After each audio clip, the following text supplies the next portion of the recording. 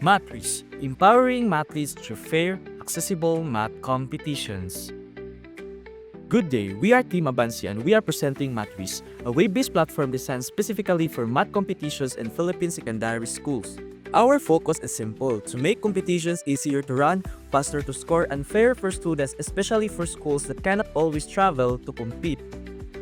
Problem: geographical barriers. Traditional on-site contests exclude rural schools due to prohibitive travel costs and complex logistics, limiting opportunity to city centers. Inefficient assessment. Reliance on paper-based manual scoring leads to bottleneck delays, human error, and a lack of immediate performance feedback. The digital void. There is no dedicated, secure competition platform designed for the Philippine context. Existing generic tools lack the necessary localized features. Stagnant ecosystem. A passionate community of mathletes and coaches is left underserved, lacking the affordable, modern tools needed to train and compete at a higher level. We see three persistent issues. First, participation is restricted by budget and distance. Second, manual grading causes delays and disputes that kill the competition's momentum. And finally, generic learning platforms simply aren't built for the high-pressure workflow of a live contest, and that is exactly the gap Mathwiz wants to solve. Solution: secure Google sign-in and role-based accounts for mathletes, organizer, and admin. Build custom problem banks. Create, edit, and classify questions by difficulty. Host live competitions. Schedule events, set timers, and scoring rules. Choose individual or team formats. Real-time scoring and leaderboards. Automatic grading with support for mathematical notations. Team management. Create teams, invite members, and track scores. Fair play features. Detect tab switching, review logs, flag problematic questions. Optional practice mode. Time quizzes, interactive graphs, and video explanation. Mathwiz is designed around the competition life cycle. Before, during, and after the competition. Before the contest, organizer prepare a problem bank and configure a competition.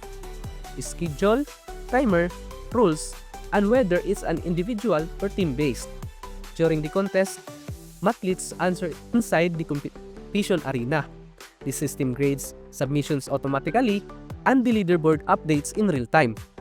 The entire flow is reflected in our system design, including processes like automatic grading, leaderboard display, and competition customization. Fairness is a priority, not just a side feature. We log contest integrity signals like tab switching, so organizers can review sessions if there are disputes, and we keep those logs tied to competition sessions for auditability. And to be very clear, competition mode is the core of Mathwiz. Practice mode is just an add-on. It's useful for training, but it does not drive the core competition workflow. Market opportunity. Focus is mathletes and math coaches in Philippine secondary schools.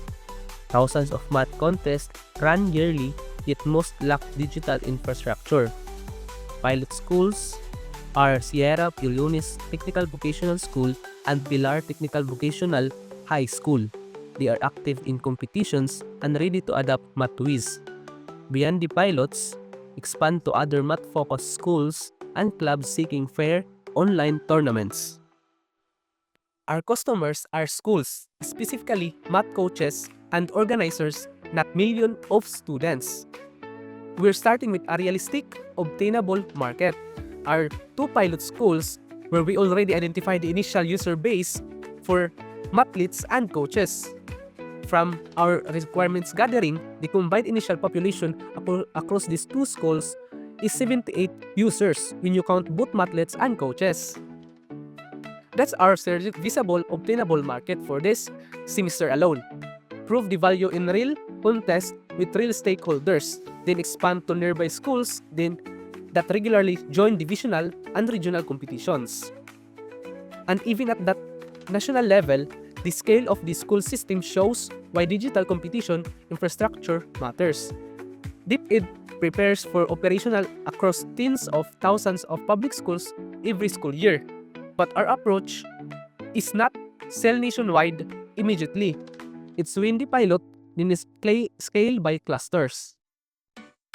Moving on to our business model, To ensure sustainability, Mathwiz utilizes a subscription-based model that is specifically aligned with how schools handle their annual budgeting, making it simple, predictable, and scalable. So, we have structured our pricing into 3 tiers to accommodate different school sizes. First is the starter plan at 5,000 pesos per year. This is perfect for smaller clubs, covering up to 50 students and allowing for unlimited competitions.